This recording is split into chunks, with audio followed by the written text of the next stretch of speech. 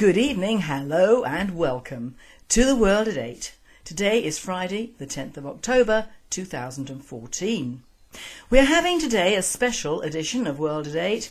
We've managed to trap Nick Griffin, former MEP, for a chat in which he talks about UKIP, the media and the future of nationalism. Hello Nick, how are you doing? I'm finding it Right, let's start this little chat going. And obviously we're going to centre on UKIP for our little discussion today. So my first query is, what do you think of the results that UKIP achieved in the Clacton and Middleton by-elections? Really quite remarkable results. Everyone was expecting them to win in Clacton, that was a done deal. Mm-hmm. But if you look at the figures, on a 51% turnout, which is a pretty decent turnout for a parliamentary by-election, UKIP got 21,000, and the Tories in second place got 8,700. So it's just an absolutely swamping majority. It's an astounding result. On the other hand, Hayward and Middleton, I think, is probably even more significant, because that was a rock-solid, safe Labour seat. Yeah. And UKIP were only about 600 votes behind, with the Labour Party on 11,633, just over 11,000. The Tories down to under 3,500, and the Lib Dems at less than 1,500.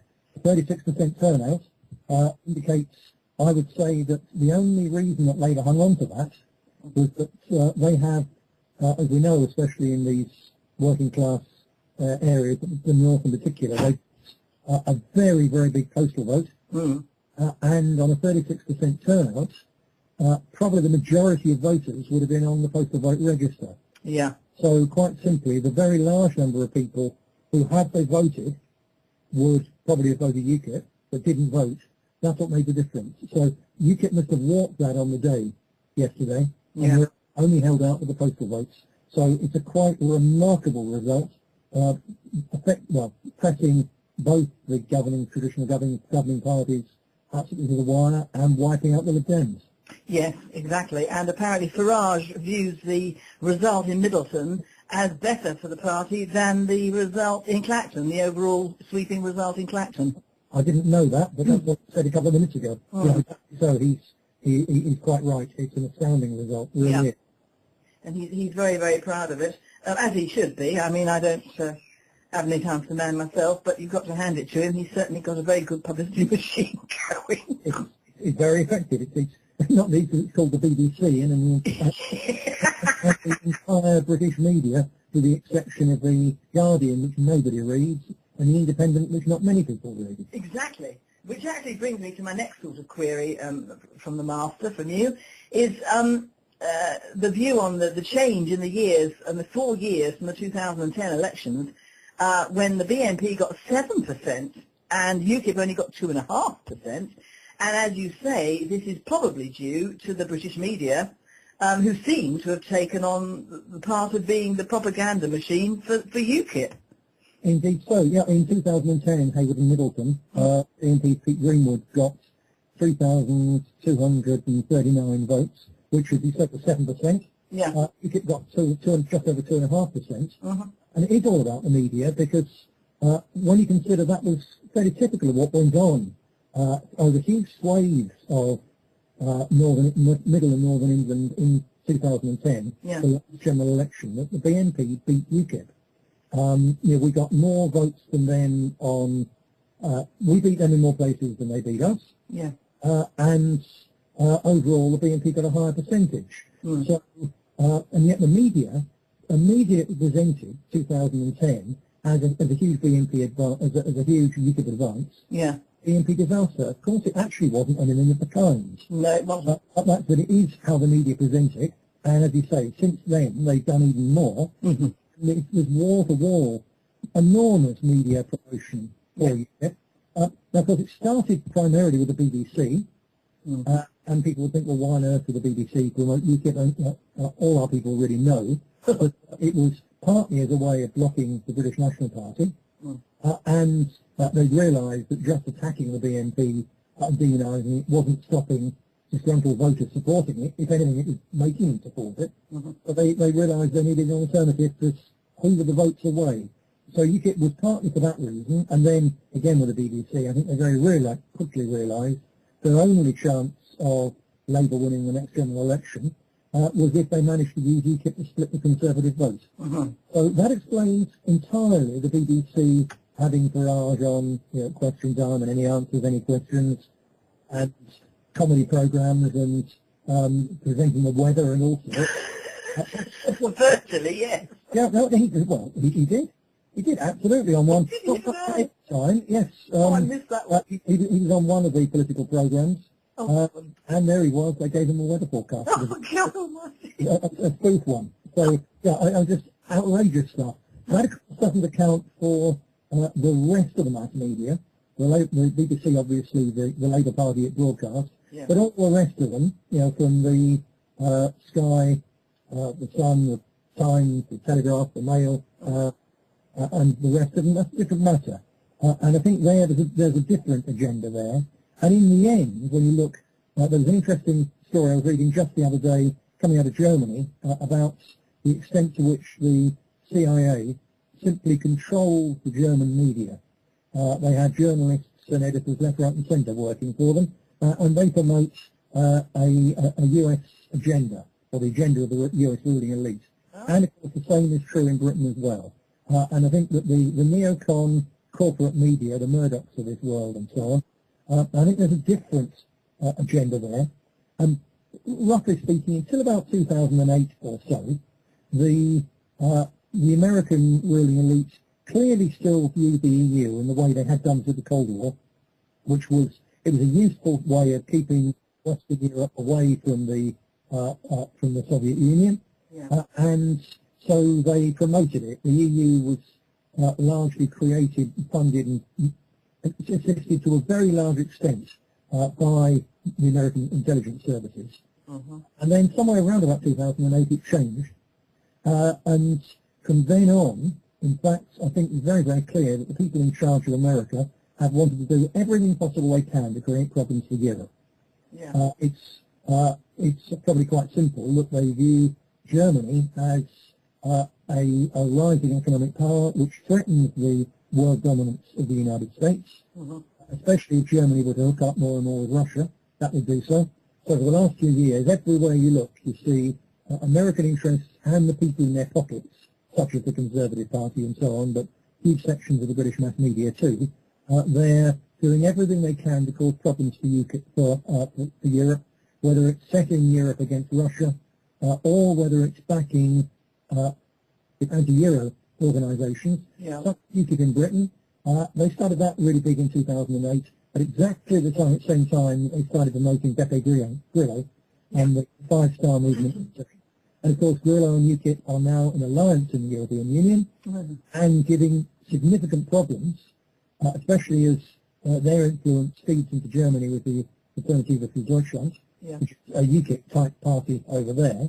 And they're now on about 11% of the poll, and already it's said that their presence makes it impossible, literally impossible, for Angela Merkel and the German establishment to bail out the euro and to finalise what was always the plan, which was a single financial United States of Europe.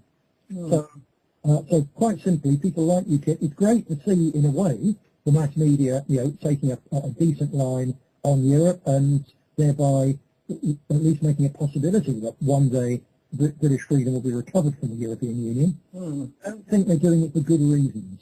They're doing it primarily because the people running the United States of Europe are frightened, the United States of America are frightened of something like a united Europe, and they're trying to break it up. And in the course of doing that, they in their media have promoted UKIP and parties like it all over Europe to an incredible extent. Right, this obviously backs up the fact that UKIP, of course, stands for pulling out of the EU, or it's supposed to stand for pulling out of the EU. So it seems to be a bit of a sort of a mismatch of propaganda there, doesn't it, in an odd sort of way? I don't think so. It would have done up to about 2008. Yeah. But since then, the people running the United States have wanted Europe smashed up and destroyed. Mm. I think you see it in various different ways. The promotion of various separatist movements is all part of the same thing. Yeah. In Catalonia and so on. And they don't care really what they use to do it. They want Europe smashed up. So you see them as the most extreme. The neo-Nazis and fascists who were a major part of the Ukraine coup Yes. are the most appalling people in many, many ways. Yeah. The ruling elites of the United States, the Zionist element there, and so on, should absolutely hate them, but they find them useful and they're promoting them. So they certainly wouldn't have any problem with promoting a party like UKIP, even though obviously there's elements of what UKIP wants, certainly its rank and file, you know, who, yes, they want to leave the EU, but they certainly wouldn't want to be hoovered up sort of as an extra appendage of the United States. Yeah, and the extra 51st state or something. They'd want something like British independence, but the powers that they don't really care about that.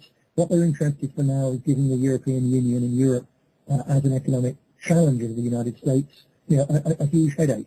And there we are, got parties like UKIP being promoted over the last few years everywhere across Europe. In the most simple terms possible, the internationalists for decades, anytime they looked at something nationalist, simply wanted to destroy it. And over the last few years, they've now decided to harness it, promote it, channel it, and use it.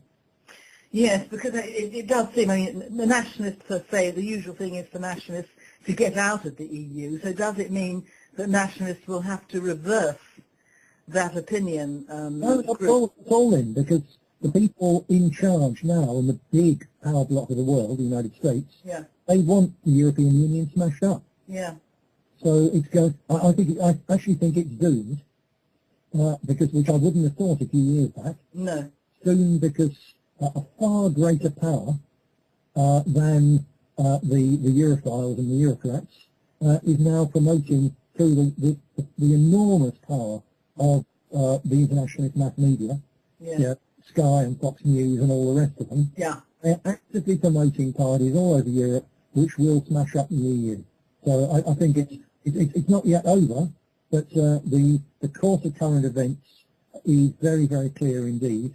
And I think that this sort of artificially promoted grassroots rebellion against the European Union will grow and grow and grow. Yes, which is, in an odd way, sort of it's going the nationalists' way, but for the wrong reason. Yes, indeed. I mean, historically, does that matter in the end? And you know, it's just the same as when in 2004 I was warning about the problems of radical Islam, and in my trial I did the same thing. Yeah. At the time, no one else was saying that. Oh no. Really and truly. Yeah. Whereas now, it's all over the mass media, the newspapers especially, day after day after day. What, frankly, you could call it genuine Islamophobia. They really do wind it up every possible way. When you get someone like Anjem Chowdhury, who's a low-level publicity hound, of no import whatsoever, who genuinely has, or used to have, no support at all amongst most normal British Muslims. Yeah. They have various faults, but they didn't support Anjem Chowdhury. I think still most of them don't. But he presented on, the Sun, the Express, or wherever, he presented as if he speaks for a vast section of that community. Yeah. People that do that are doing that for their own, frankly, rather wicked reasons. But if it helps wake ordinary Brits up to the fact there's a problem, then that's a damn good thing, isn't it? It is, and I think the British especially have a habit of actually turning a blind eye to something that's practically in their laps. Relentlessly. I mean, they've done it through the ages, haven't they? Yes, indeed. You know, it doesn't happen, it hasn't happened, and it's not going to happen. Yes, quite so.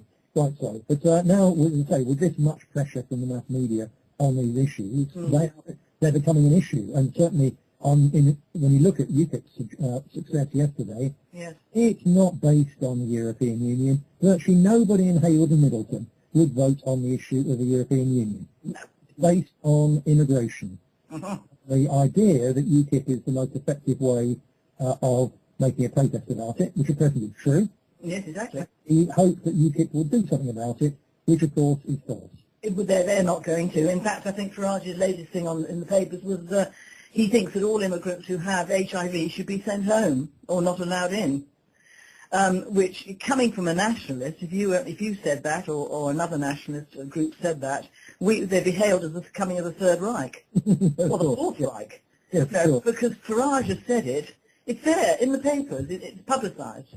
And that kind of clever use of the gap that we used to be the only people to fill will propel UKIP even further up the ladder.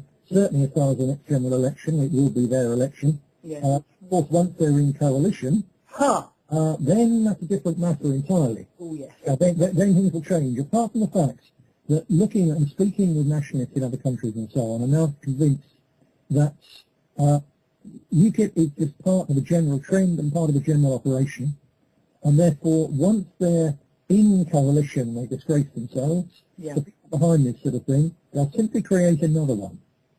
Yes. There's not going to be a huge electoral gap for British nationalists for the foreseeable future, for a very long time.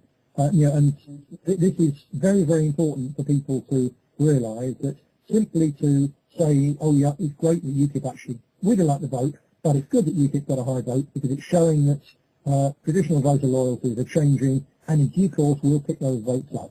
Yeah. No, nationalists won't.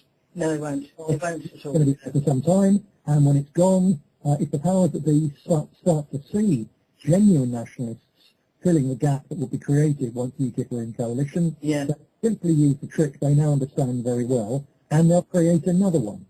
So Yes. the electorally based model worked very well for British nationalism, basically from the year 2000 when we started to pick up, Yeah. 2002 when we first won, through to 2009, even 2010, it hadn't been for media lies. Yeah. We beat UKIP in 2010. But that road is shut.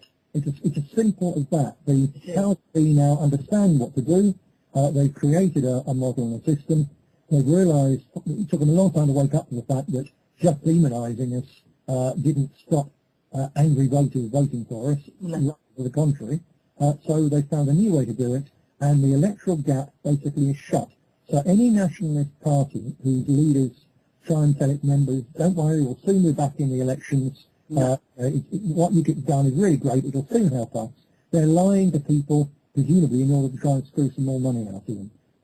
Nationalists have to work out new ways to show people why they should join us.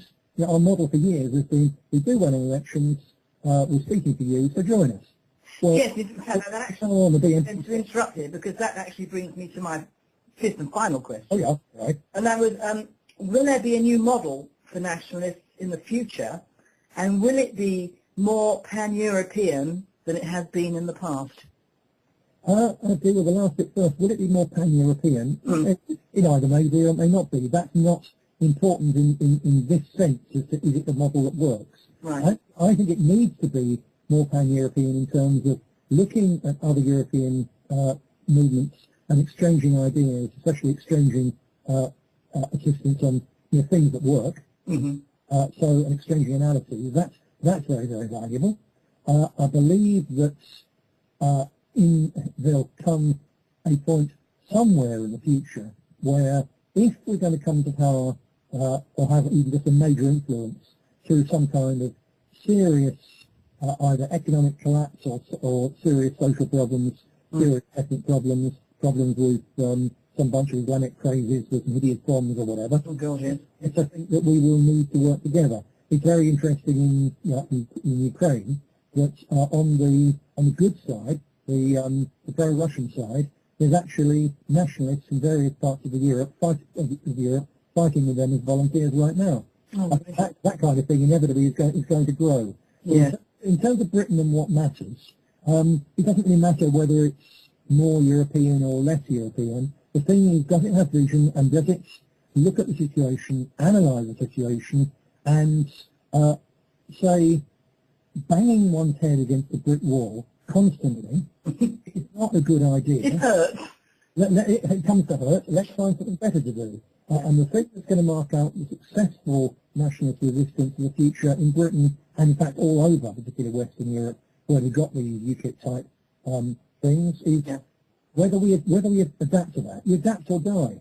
So simply, if you're going to go up against the UKIP in elections, you're going to get slaughtered, and people are going to become demoralised, and the party will be over. Yeah. If, on the other hand, you look at it a totally different way, this is the way I look at it, and I think we've all got to, that in order to make UKIP effective, either as a bloc for the British National Party or as a stick with which to beat the European Union, Yeah. then that's the corporate mass media have had to build the thing up to such an extent that it's now actually radicalising, at a very simple level, radicalising and involving huge numbers of people who were not remotely interested in politics or alternative politics before, Exactly. and would have been attracted to something which was self-evidently tougher and more controversial, such as a genuine nationalist party. Mm.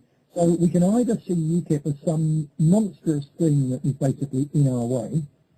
Yeah. I mean, if you do that, you're going to be disappointed and doing nothing for a long time to come. Yes. Or you can see it as a bloody great pond in which we need to go fishing. And then, having decided that's what it is, because it's bringing all sorts of fish into a pond quite near us, where they come across ideas rather like ours, and we can go fishing in that. I'll give you one example. During the Withenshaw by-election a few months back, Oh, yes. well, the end of last year, wasn't it? Yeah. I got talking to a middle-aged couple who were out with UKIP rosettes on, campaigning in the street, and we chatted for a few minutes, and they hadn't been involved in politics before. They'd been involved in UKIP just under a year. They'd learned quite a lot about what to do and so on. They were campaigning quite effectively, and they'd learned out from UKIP. But through being associated with UKIP and thinking and becoming political, they'd also gone hunting on their own on the internet. And the husband said, after a few minutes chat, he said, of course, there's far more to this than just Europe. Have you heard about the Bilderberg Group? I said, yes, I've heard about the Bilderberg Group. They've been hanging on about that since 1975, I I was going think. to say, yeah. And then he said, and then of course, you probably haven't heard of the Frankfurt School. Well, yes, I have. Yeah. And that's the thing, you see, that those people, had UKIP not been boosted in this way, they would never have got involved in politics and then started looking. Yeah. And they were already on a slope. It's described by the liberal elite, when they don't like these things, as an escalator of radicalisation. Oh, lovely. Once you're on the first step, it just keeps on rolling, and you go up further and further. So huge numbers of people now being attracted to UKIP, who can be taken on from that and onto a genuine nationalism in terms of nationalist ideas and our understanding of what goes on in the world and what really makes things tick and what the problems really are. Yeah. And they sooner or later become very indigestible to UKIP and be thrown out and need a home, or there'll be so many of them that they'll change UKIP. And this thing that the liberal elite create for their own purposes, may run away from them. They'll be hoisted their own petard, probably. Indeed, that we can't tell. But all I can say is that if we keep on just banging our head against the electoral brick wall, we'll do nothing to further that process. No. Whereas if we approach it more intelligently and say, right, we're going to engage consciously and deliberately and with resources, with time and effort, in a process of ideological, not individual, but ideological infiltration into UKIP, I believe that will bear fruit in future. And then there's many other ways, which we probably will have to come back to another day. Yeah. There's many other ways in which a radical nationalist movement in Britain right now can do things far more intelligently than the British National Party was for the last couple of years. Exactly. I've been trying to do some of these things remotely, in fact, for the last couple of years, and all I've had is blocking, interference, negativity, and not enough resources and so on. Exactly. The clique now running the BNP appear to be utterly fixated on elections. Now, there is a place for elections. We can't, and I won't give them up entirely, but there's also a time and a place. Yes. And the time really isn't now. We need to keep our hand in by doing just enough in just enough places to train people so we can fight elections better. Yeah. Otherwise, you come back, even without UKIP, you come back against that Labour postal vote monster. Yeah. So we mustn't lose sight of the fact that elections have a role, but they only have part of a role of building a nationalist movement that we need for the future. And there's all sorts of other things, many of them a great deal of fun, actually, far more fun than electioneering. There's so much that we can do, and that's my mission over the next few weeks and couple of months, is to set these things out, to win people over to them, the fact that these are what we should do, and to build the organisation which will do them. Yes, and I'm sure you're going to be very, very successful, Nick, because in a way, UKIP have taken an awful lot of our nationalist concerns, and in the last few years they've opened them to the public. As you say, the public have adopted them. So in a way, the nationalist movement has been very, very successful in this country, considering the media blackout it's had, because these people are now centred on immigration, anti-EU, and all the things, and Muslim grooming, all the things that we actually used to pontificate on. Yes, indeed. I even heard Paul Nuttall from UKIP on television late last night having a go at a Labour MP in Hayward and Middleton, and one of his barbs at Labour was, because Labour was saying, well, you'd abolish the NHS and all the rest of it. He'd say, yeah, but you're the party of PFI. Labour's the party of PFI. Which, of course, is absolutely true. So all this, it's on a number of different issues, as you say. Rhetoric, ideas which were ours, yes, and ghettoised with us. Well, they were. Why were they ghettoised with us? There was a gap for us in those ideas. Our ideas are now completely out of the ghetto. They're completely mainstream with UKIP and the media that promote them. They've done us a favour. And that's actually a huge step forward, historical terms. Our ideas are now there up and being promoted themselves. I say they've happily rubbed, they've rubbed the lamp and they've let the genie out. That's good, but it's only any good if we analyse, well, what does that mean then for us, and where can we go from here? Yes. And we have to work at that very, very hard. But as long as we do so, I think there's enormous potential for genuine nationalism now to grow on the back of the fact that they've let our ideas out into the mainstream. Yes, and certainly it's better to do it solidly, underground, with the right people, approaching, as you say, the right concerns with the right attitude. Yes. And I think it's going to be a slow process, but I think it might be a more thorough process than just quite suddenly coming up with I've got a new party, here it is, and everyone runs around like mad things for a few weeks and then the whole lot dies. Yeah, well, most definitely we do not need, I'm not going to create a new party. No. There's a plethora of little parties out there, all falling over themselves to convince the same handful of supporters that that they're going to be different, just because they talk about it. Yeah. Now, UKIP are talking about being different, and some people have bought into it. Yes. You look at that Hayward and Middleton result, there was still 2/3 of the public, for all that fuss and hype, couldn't be bothered to vote. No, which is a bad sign, really. Yeah, and the reason for that is that they consider that all politicians are the same, which, of course, fundamentally they are. And the only way around that is not ever glossier and fancier leaflets saying we're different, or anything else like that. It's actual real grassroots work. And one reason, just to finish off here, there's another reason I believe in which the power elite of the Western world wants parties like UKIP or Alternative for Deutschland or whoever they are in other parts of Europe, why they want them there. Because we're entering the end phase of this globalisation looting of our countries. And they've looted everything they can without the public really objecting, and now they're going to loot the things which will really upset people, such as social housing and such as the health services. Yes, and of course the land itself. And the land itself. Now, that's going to create a reaction, and if that reaction is a genuine nationalist one, it would be very dangerous.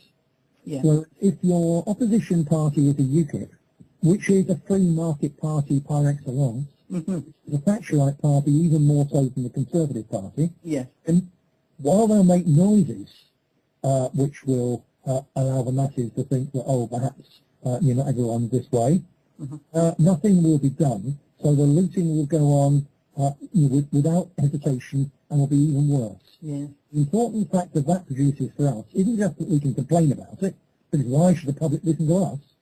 Is the fact that they are going to tear the welfare state safety net to pieces. Mm-hmm. This then puts us in the position where we have to learn from our enemies and look at other people. The thing that radical Muslims all over the world use more than anything else, which makes them the spokesman of their people, which makes people who don't actually go along with their very, very hardline view of the world, nevertheless, ordinary people in places like Egypt support them. Yes. They're the ones who, in a state, a third world state where there is no welfare service system, they're the ones who look after people. They're the ones that do charity work. They're the ones that run food kitchens and so on. And that is the gap that's going to open up for nationalists. So, things such as food banks, things such as cooking meals together, and even if you can't do it enough to actually help everybody, it's doing it enough to show people that you understand the need and that you're different. You're not in the end selling or promoting a solution. You're promoting hope. That's what we're in the market of. It's giving people hope. And as this gap opens up, where there's more and more need for people to work together, communities to work together, and so on, then that's where we need to be. I'll finish off with one very concrete example, so it shows it's not waffle. Yeah.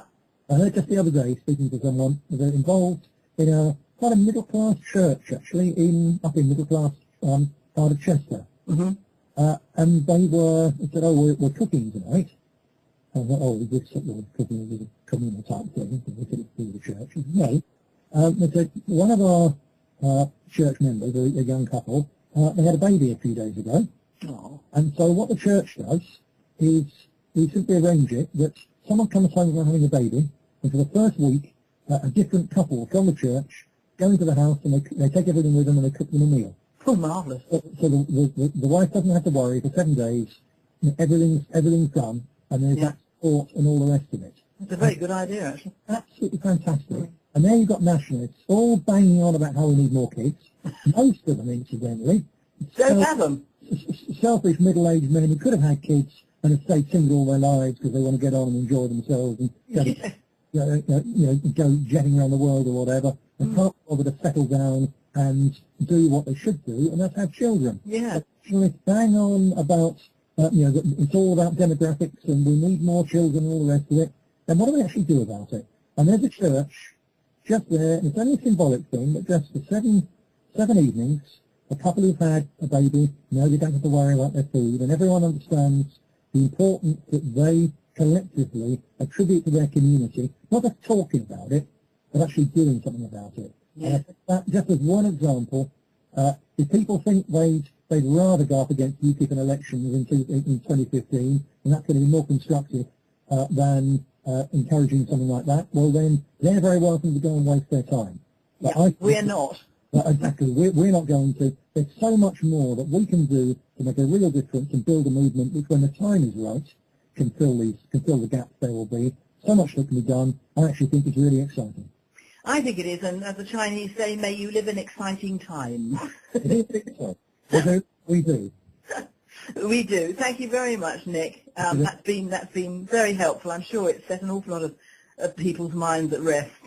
I'd quite much like to hear if people would email in to World at 8 with just very simple reactions to that and so on. Yes, you would certainly. Very grateful to people. Thank you very much, all. That's lovely. Thanks very much indeed, Nick. Thank you. Cheerio. Thank you. Bye-bye. Enjoy the weekend.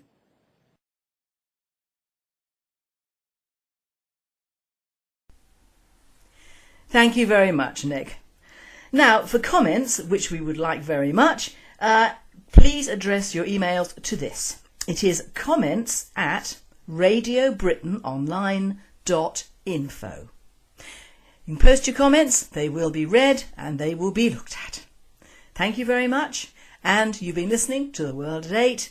I and all the staff at Radio Britain and World at 8 wish you all a very happy and a very safe weekend.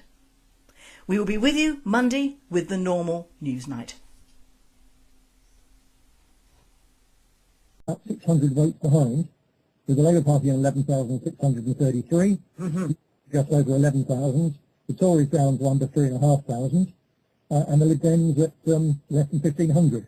A 36% turnout indicates, I would say, that the only reason that Labour hung on to that was that they have as we know, especially in these working class areas, the north in particular, they a very, very big postal vote, and on a 36% turnout, probably the majority of voters would have been on the postal vote register.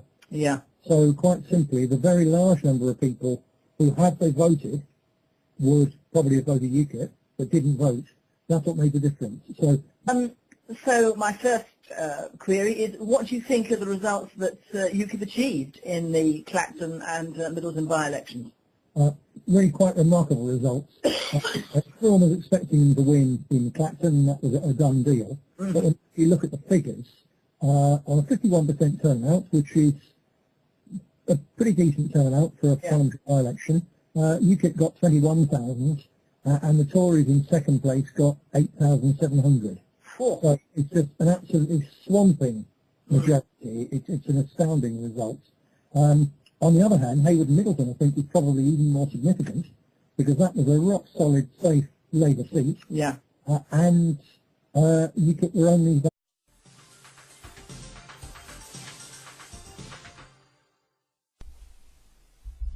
Good evening, hello and welcome to The World at 8. Today is Friday, the 10th of October 2014. We're having today a special edition of World at 8. We've managed to trap Nick Griffin, former MEP, for a chat in which he talks about UKIP, the media and the future of nationalism. Hello Nick, how are you doing? I'm finding it sounds great. Right, let's start this little chat going. And obviously we're going to centre on UKIP for our little discussion today. It's called the BBC, and the entire British media, with the exception of the Guardian, which nobody reads, and the Independent, which not many people read. Exactly. Which actually brings me to my next sort of query from the Master, from you, is the view on the change in the years, and the 4 years from the 2010 elections, when the BNP got 7% and UKIP only got 2.5%. And as you say, this is probably due to the British media, who seem to have taken on the part of being the propaganda machine for UKIP. Indeed so, yeah. In 2010 in Hayward and Middleton, BNP's Pete Greenwood got 3,000. UKIP must have walked that on the day yesterday, and were only held out with the postal votes. So it's a quite remarkable result, pressing both the traditional governing parties absolutely to the wire and wiping out the Lib Dems. Yes, exactly. And apparently Farage views the result in Middleton as better for the party than the result in Clacton, the overall sweeping result in Clacton. I didn't know that, but that's what I said a couple of minutes ago. Yeah, so he's quite right. It's an astounding result, really is.